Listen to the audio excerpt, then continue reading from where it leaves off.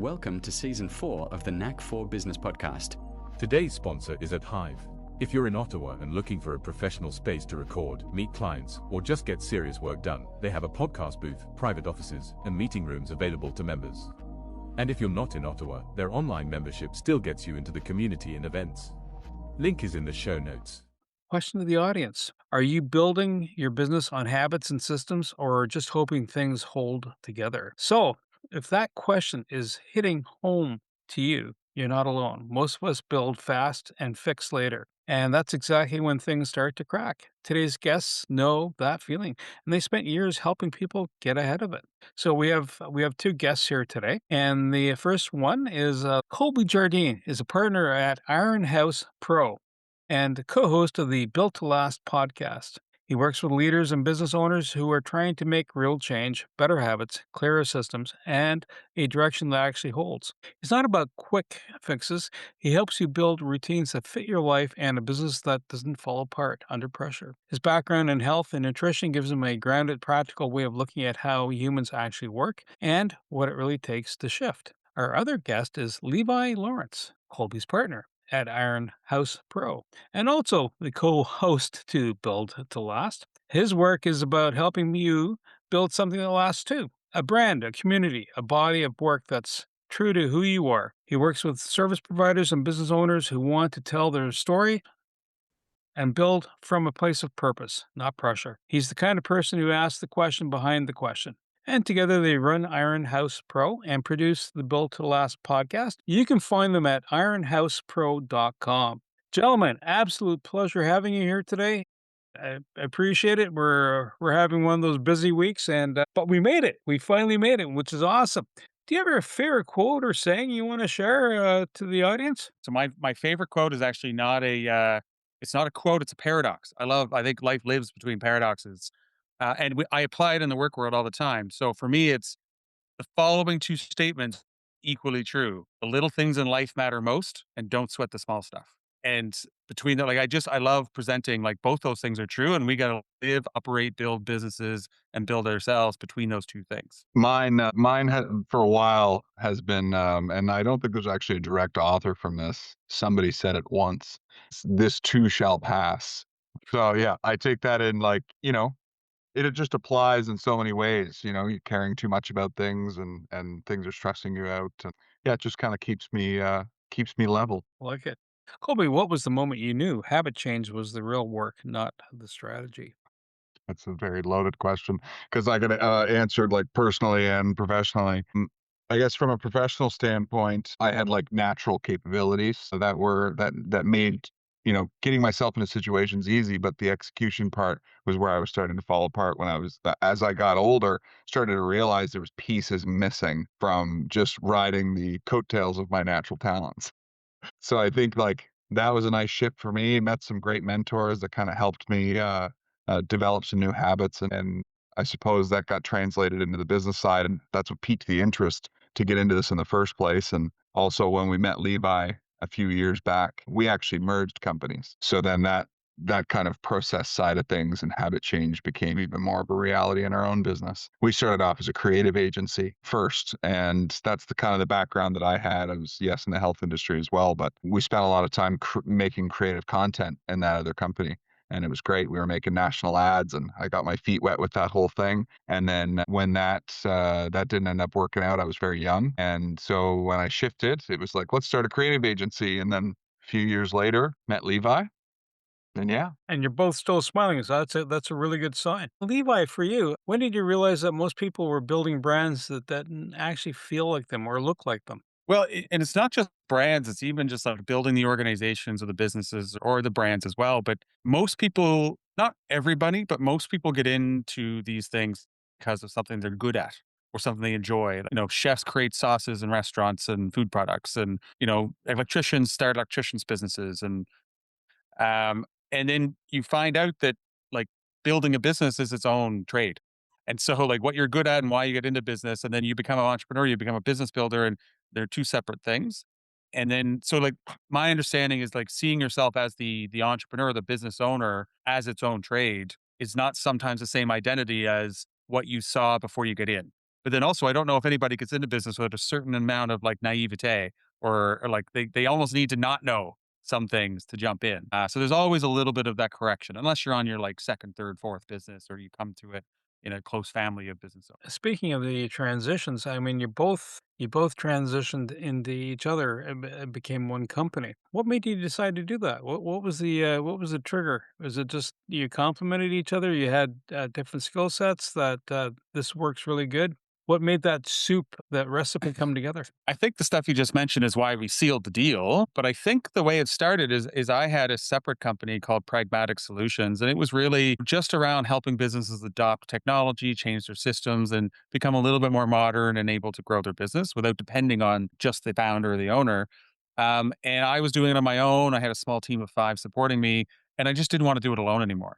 I've had a fairly sizable business failure in the past, and I had a lot of opportunity, and so I went looking for partners. And at the time, Colby and his existing partner, and still a part of our 3-person company, Aaron, they were clients, and so we had built a relationship, and we're working closely together. And so we started examining just 1 + 1 = 3. Companies that need good marketing and creation exercises typically also need to improve the processes and systems to get the best advantage from that good content and marketing. And that's where it started, but I think it's grown and evolved since then. So habits, Colby, this one's for you. People's habits they keep falling apart. Why is that? Why does that happen? Is it lessons not learned or what? I think it could be a couple of things. I think that from an individual standpoint, maybe they're in the wrong job or they're not connected to the purpose and why they're doing it, and then they're not excited about the vision or not going towards a clear goal. It's just kind of, you know, just showing up every day is not enough for a lot of people. And I think that like from a company standpoint, I think it's the same thing. Like it's just the same as we were talking before we started recording. It's like, we all want to get in better shape. And it's like I think when you can really nail down the why, it starts to become easier. And yeah, I would say that's probably the number one way that habits keep falling apart is I mean there's also the idea of like from a company perspective, it could just be that it's a terrible culture. So, but if a business owner, assuming that the culture is there, might need some alignment and on how you view things or Yeah. perspective. But when do you find that the person, because when they reach out to you now, when a company reaches out to you now, they're realizing that they're hitting some sort of brick wall. There's some sort of pain point involved. What does that usually mean? Is it just a matter of they just need a HR manager in the back room massaging everybody's neck and telling them to calm down, or is it Yeah, yeah. process? What? Or is it clients? They picked all the wrong client because all these 3 things I just touched on. Yeah, 100%. And Yeah, and Levi touched on it before where like, this could be, we're like a bit of a Trojan horse in a sense where somebody would reach out and want a particular thing. Let's just call it like they want a CRM to manage their customers or something. And then when we go in and we start chatting with them, we care about the whole business, the entirety of it. We might have gotten in there with one conversation, but we're poking and prodding, asking lots of questions.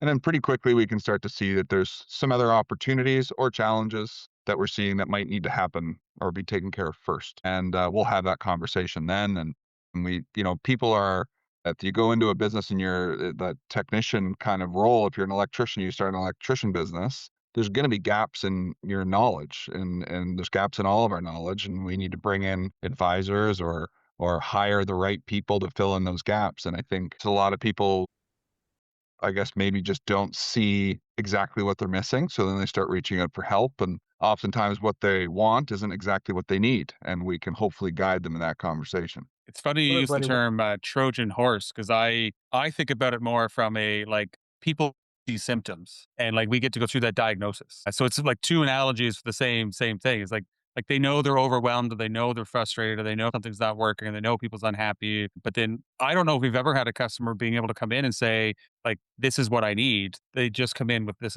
isn't happening, but this is what's going wrong." Yeah, a lot of So folks it's just like acknowledging that people don't know what they need.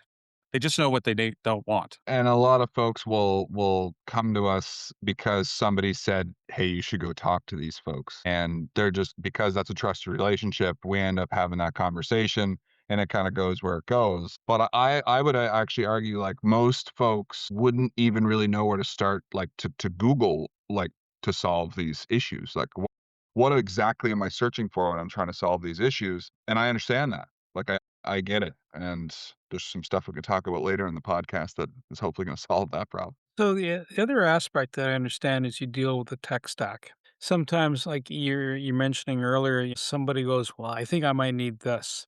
Good advertising goes a long way, but all of a sudden you realize, and I've seen it myself. I ask the AI, "This is what I have in the background. What can I use that I'm already paying for? What can I capitalize on?" And then it's, "Well, you should go to," and there's a platform. I don't want to mention the name because it's extremely really useful, but the learning curve is incredibly long, and I don't want to get my doctorate in this particular software, right?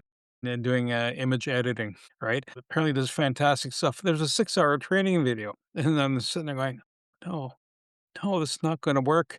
Anyhow, how do Yeah. you help someone work through that tech stack? Because if I rolled up on your desk and going, "Hi, I've been using this platform," they kind of price themselves out of the market, and this was the substitute coming up, and I'm going, "Oh my gosh, I recognize the pain point." So how do you help? How do you help a business owner come through that? Going, "Okay, here you go."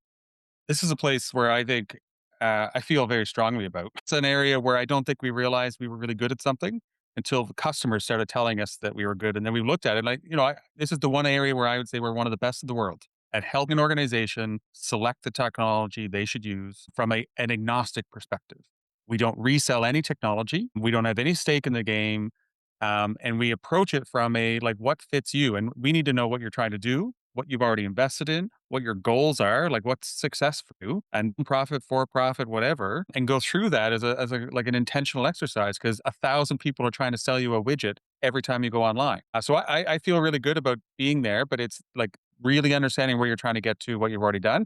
The easiest analogy that everybody gets, and it's not the only software we do, but it's like Google versus Microsoft.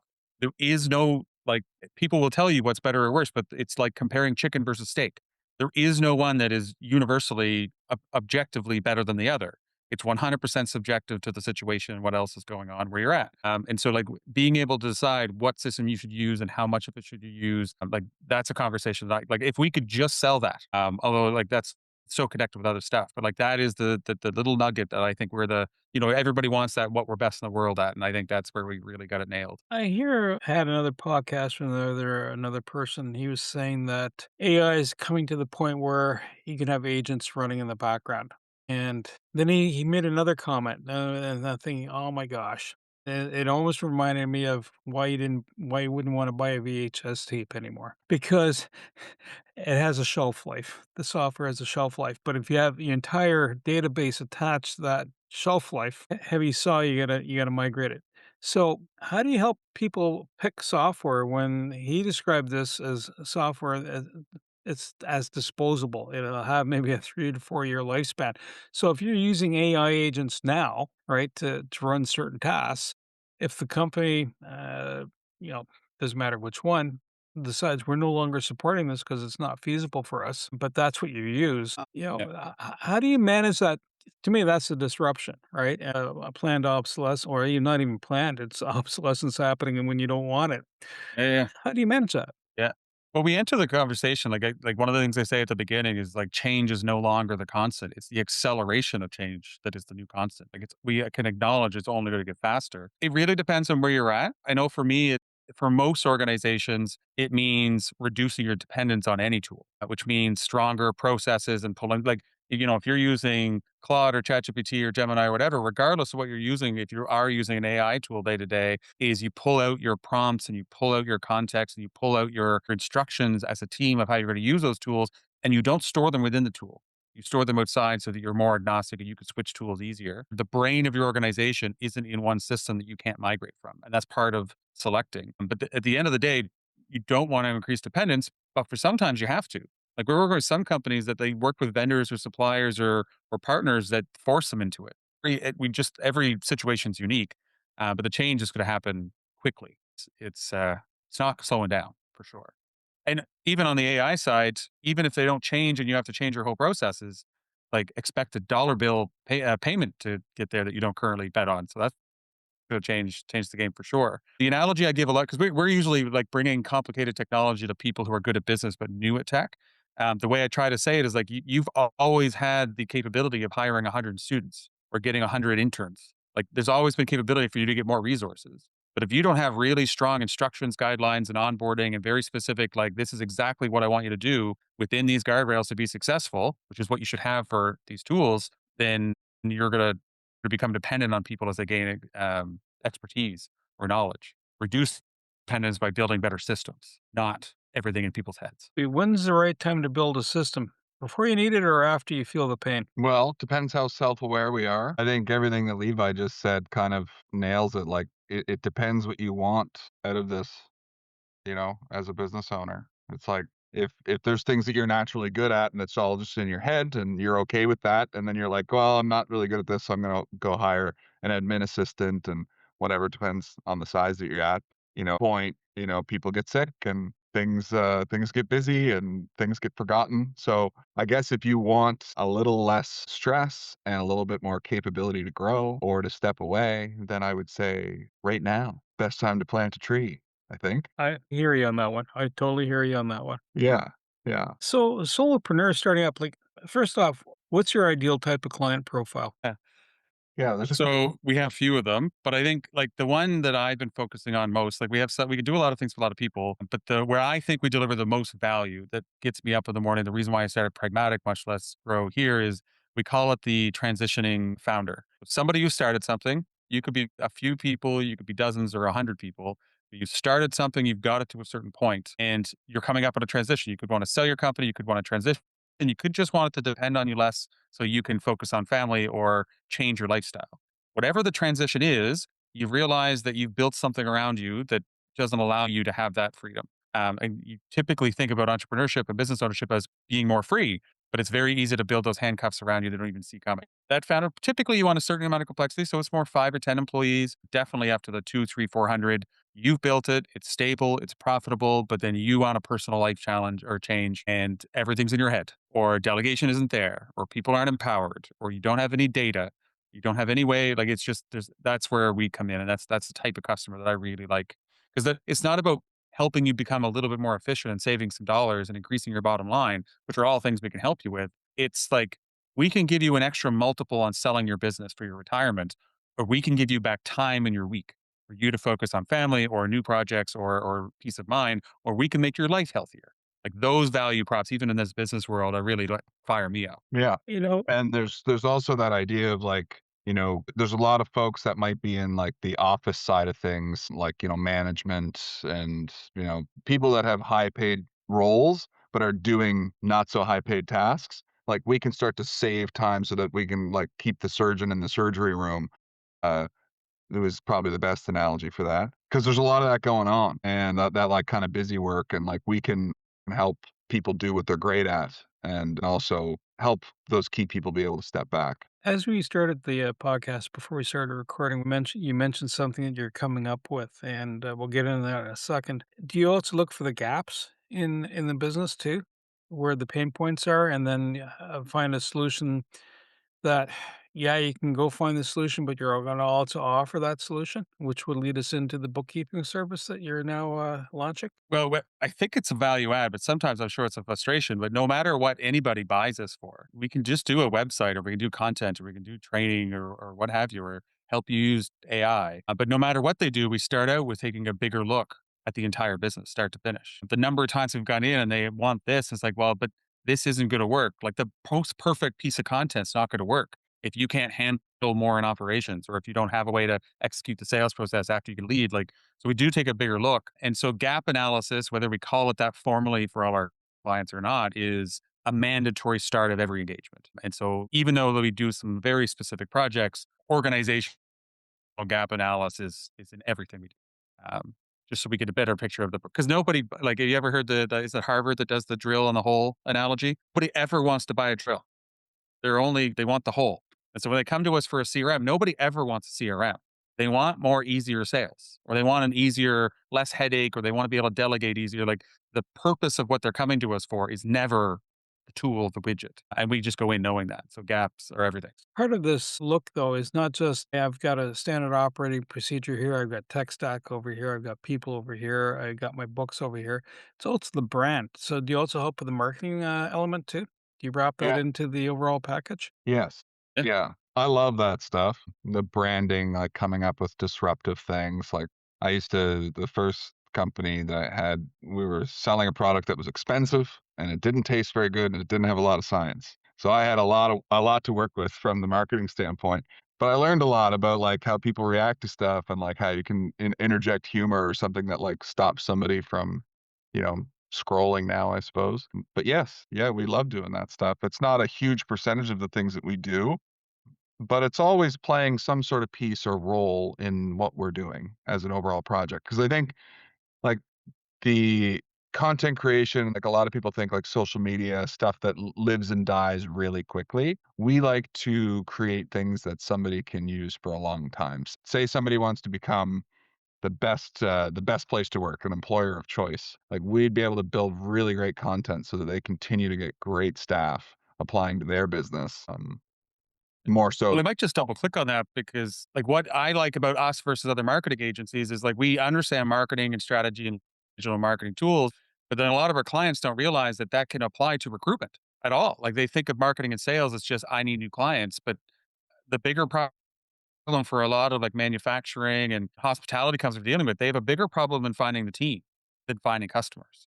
And it's not a intuitive leap for a lot of companies to think that like marketing strategy and marketing content and campaigns is equally able to be attributed to other aspects of the business. It's been great for us to be able to like pull these tools to where the need is without being pigeonholed to certain types of industries. and we're not like, this is, you know, people can think whatever they want about this, but like our demographics right now, like we didn't have enough kids, like millennials didn't have enough kids in Canada to like to fill all these positions. So like we're trying to solve almost two issues at the same time. It's like, okay, so the people that are here, can we attract them? And also, can we make your company run more efficiently to like, maybe you don't need as many Yeah. people to do the same thing. You find that companies make certain underlying mistakes, what you've seen, either in staffing or in the tech stack, that you come across and going, "Hi, don't do that," or they're looking to grow, right? And if they say, "I have an idea," it's like the type of person wants, "I want that candy apple red car," but they can't afford the fuel, the insurance, and more importantly, the speeding tickets that go with it. Yeah. I mean, just a The- couple that pop into my head is like getting the new shiny thing and then not doing adoption properly. Yeah. Like getting the team actually using things. So we're talking about habits earlier. Habits are tough, especially when you're busy. Um, but yeah, that's kind of the thing that pops into my head. And not counter to it, but like we use a lot. Like I got to find out where I steal this from. But like the whole idea. Have you ever heard of the Death Valley curve for business owners? So like, because you say the word mistake, and I wonder if it's because I see it happen and it's unfortunate, but I also don't know if it's a mistake because it's easy to happen. But it's the idea that you build something or start something, you get to a certain point and you're making money and it's successful, and then there's a logical point in every business, the general status between like 2 and 5 million where the systems and the technology and the administration you need to keep growing, like the investment kills your margin. And so you start to lose profit, you start to lose bottom line. And if you don't see that coming, you're not aware that it's happening, you start making poor decisions or delaying investments you should be making and getting other team members, getting an office manager, getting technology involved. And it's only when you hit the other side of the valley where the margin's right side again. And so like all that overhead investment into operations and systems and tools, you're back at your margin. But like that's a very scary place that nobody teaches in any business school. There's no entrepreneurship that really prepares you for that. And getting into that, you end up making not necessarily mistakes. You have really natural reactions to the things and stresses that happen. And some people make it through and some people don't. And just if you knew that there was a healthy point and you make a choice to take the next steps into something that needs more structure. And I spent a lot of my time as a volunteer in groups to pass that message along. So would it be fair to say then the services you offer, I mean, you can look at the brand, you can look at the business operations, the tech stack, but also are you offering the level of advice, almost like a mentoring package then in the process or coaching? Mentoring and coaching are two different things, I understand, but is that another element? And then you're also involving then strategic, forward looking moments too, like, you're here today, 5 years from now, where do you want to be and how do we make that happen? Yeah. Well, There's like I don't. I was just gonna say that, like, we don't do that in every engagement.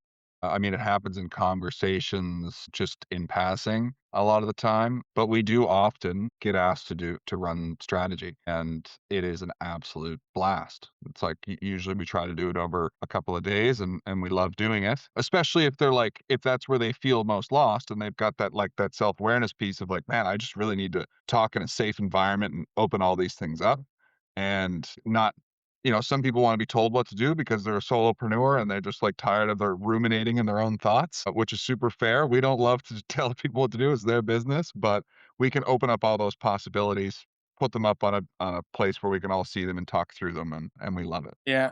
The full strategic stuff is like there has to be a willingness and a budget and time. But like, I would actually suggest that we don't do any work without considering the strategy. And how it shows up is we don't do any work unless we ask questions about like, why are you doing this and what are you trying to achieve? And it's when they can satisfactorily say that, then great. We don't need to dive into strategy.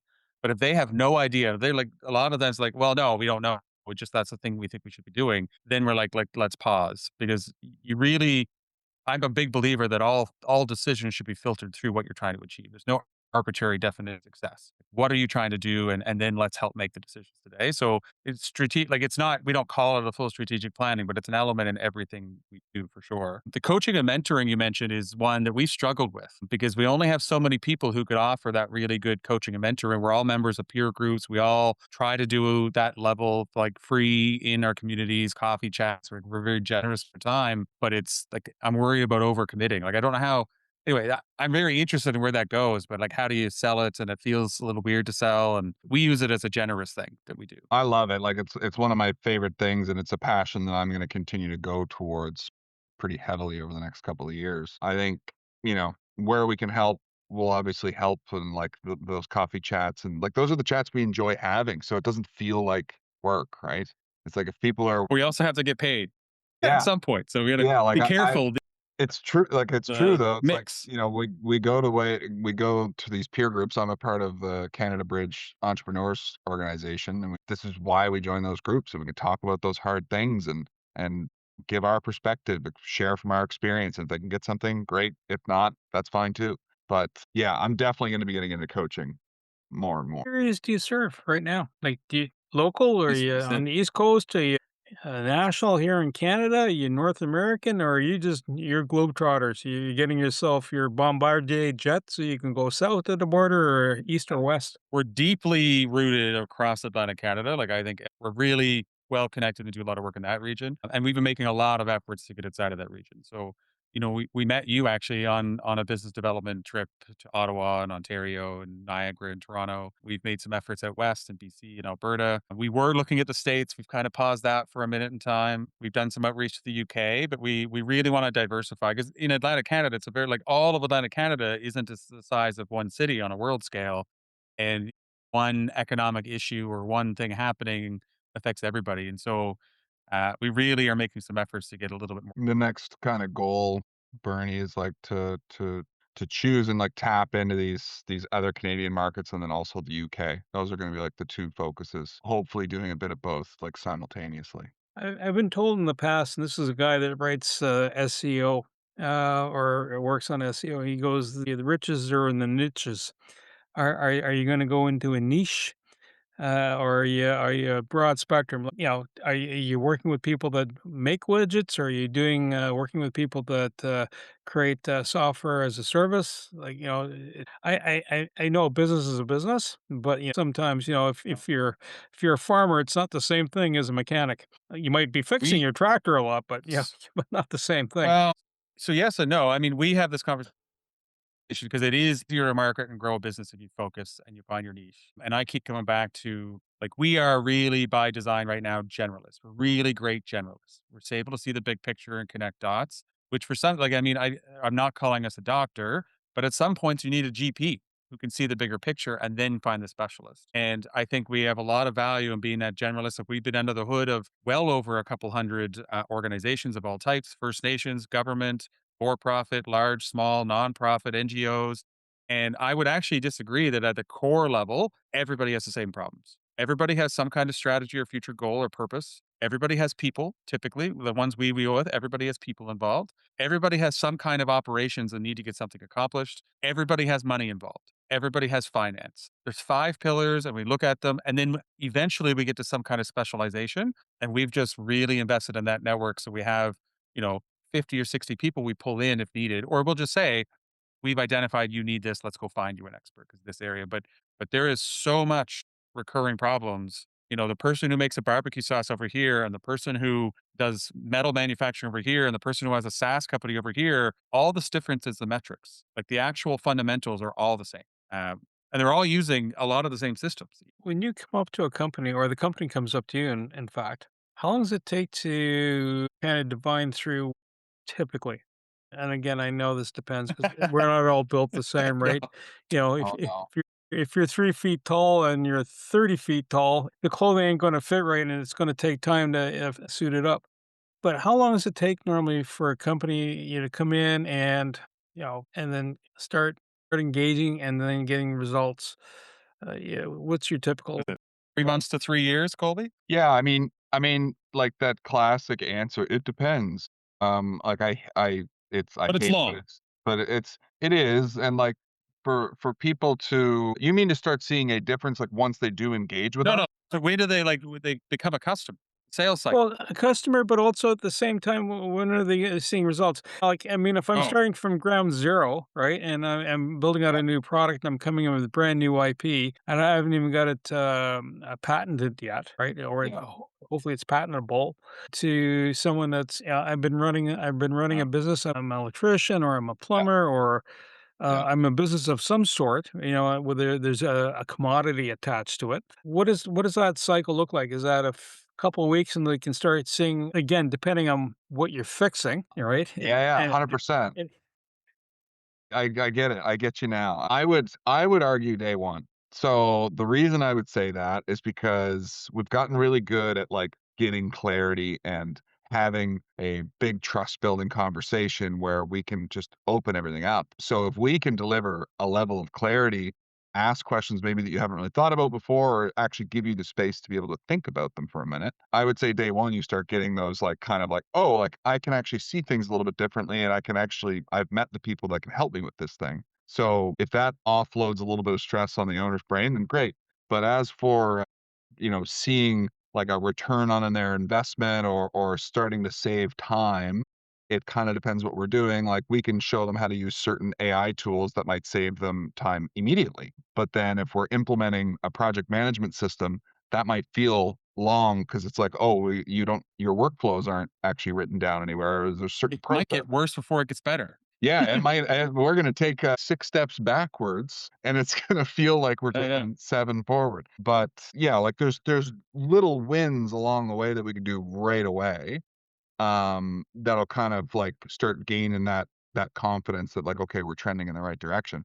But like, you see those huge companies implement those large ERP systems, which essentially are tech stacks that we're building for people are replacing those, and they're for mid-sized businesses, even large businesses and small businesses. And those things they take time. If you don't have processes written down anywhere, we got to start there. So that it can feel long, but so many small wins along the way, just from a clarity perspective that, yeah, believe I have anything to add to that? Yeah, the answer is it depends. Short term and long term. But we do always look to make sure there are short term and long term benefits and understand Yeah. them.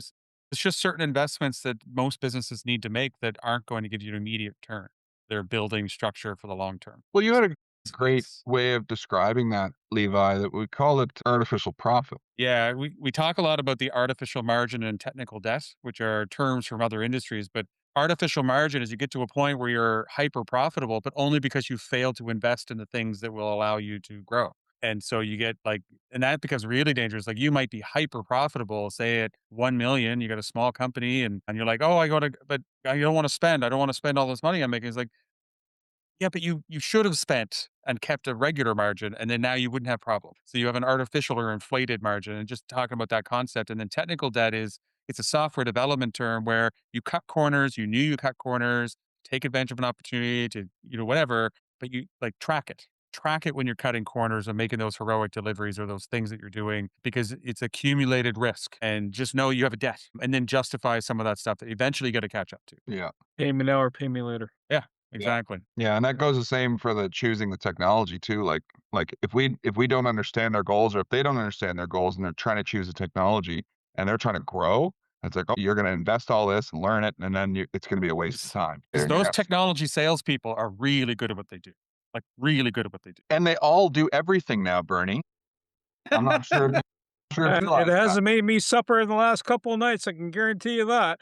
Man, I'll send you one later. The missus might be looking at me with evil eyes going, "What's this all about?" Yeah, yeah, but it's true, like, that they all of them, all the big ones are all doing everything, and not they can't do everything well, and, there might be a company where we consider ourselves like a people first technology company in a lot of senses, where we need to get to know your team and what are you most likely to succeed at adopting, and that is a big question, and it takes a lot of research. And it's that front loaded energy into these projects is going to help you in the long term a lot. This begs the question, as you mentioned that, as you made that last statement, is that sometimes not everybody starts off on the same footing. Like, for example, if I were to train as a medic, if I'd gone through college or university, college or high school understanding biology really good, I stand a good chance. But if all I understood was poetry, not so much so.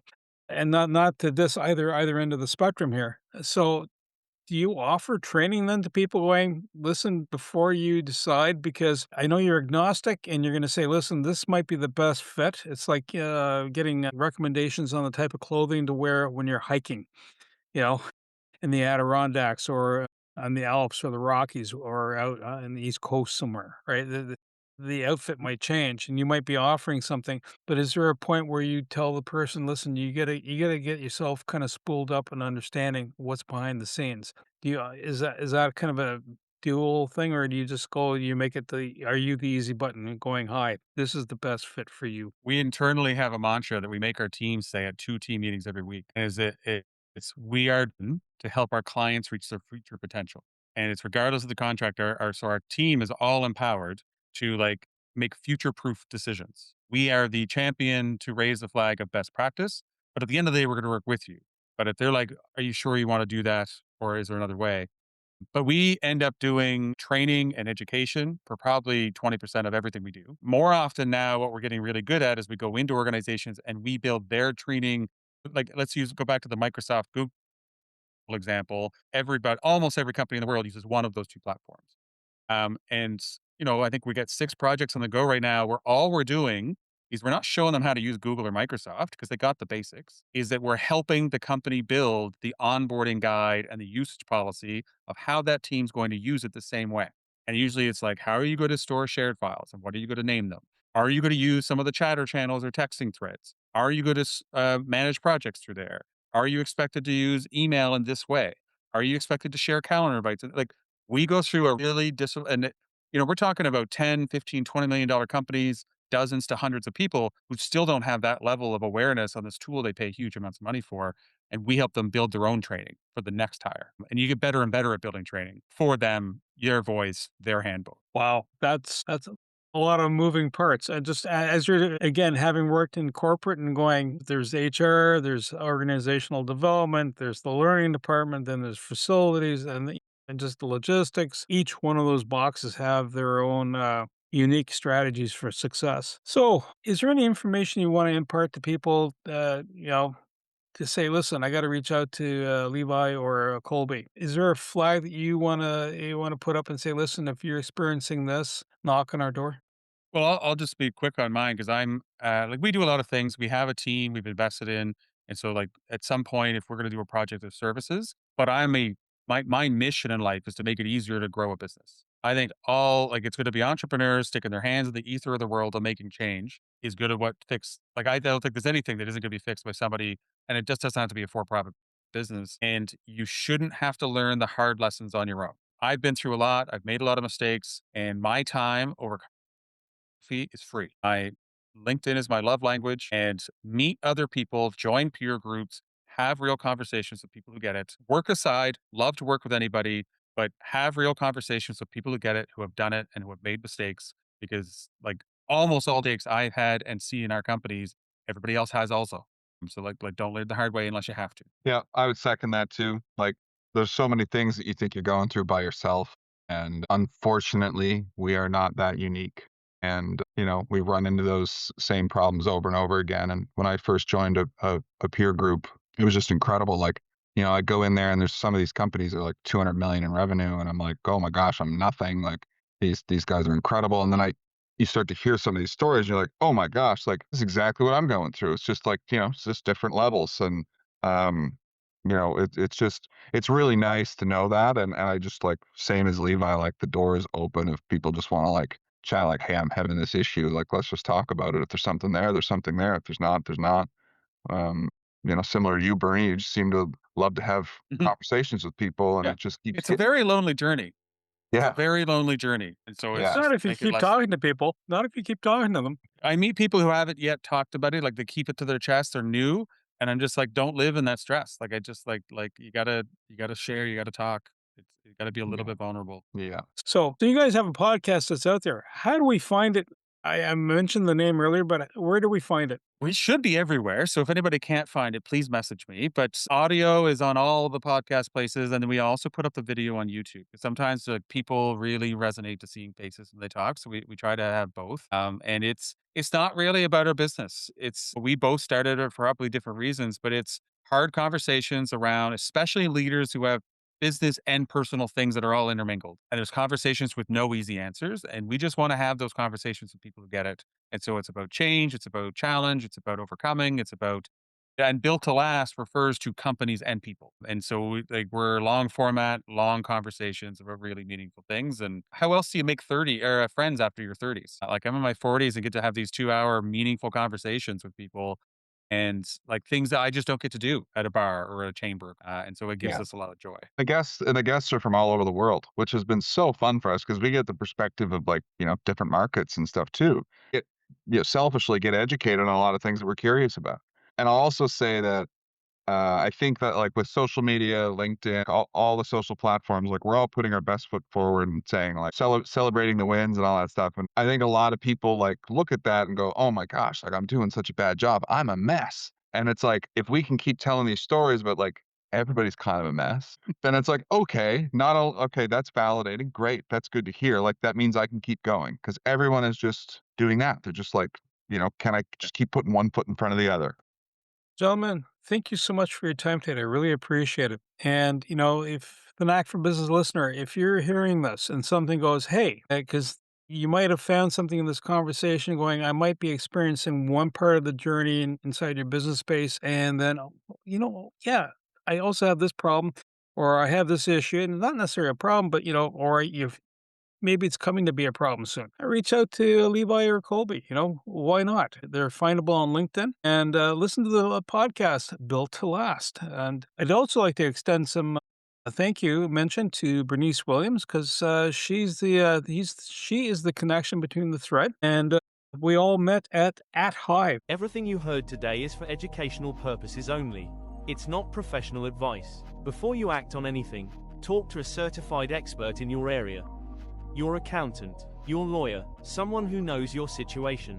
We share perspectives. You make the decisions. Want more? Head over to blog.knack4business.com, packed with practical episodes on AI, marketing, leadership, and growth.